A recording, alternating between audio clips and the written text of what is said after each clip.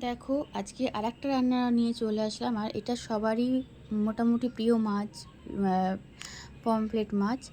তো ওটাই রান্না করছি আমি। তো কিভাবে রান্না করছি দেখো। আমি না হলুদ, লঙ্কার গুঁড়ো আর নুন দিয়ে নিয়েছিলাম আগে।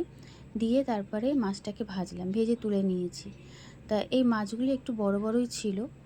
তো তিনটে মাছ ছিল, তিনটে মাছ বড় বড়ই ছিল। তো যাই হোক, তিনটে একবারে ভাজা হয়নি, আলাদা আলাদা করে ভেজেছি। তো সব মশলা ফশলা দিলাম, যেরকম মশলা দেওয়া হয়। আলু কিন্তু দেওয়া, আলু পড়েনি এটার মধ্যে।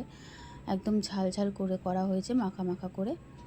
তো আগে তো মশলাটা কষিয়ে নিলাম, একটু কালো জিরে দিয়েছি, দিয়ে মশলাটা কষিয়ে নিলাম, দিয়ে তারপরে জল ঢেলে দিয়েছি।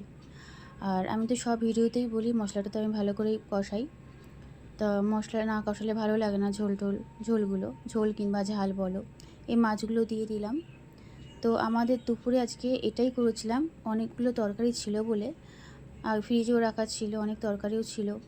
আর কালকে বোনের বাড়ি থেকেও নিয়ে এসেছি, কিছু তরকারি ছিল। ওটা আরেকটা ভিডিওতে দেখাবো।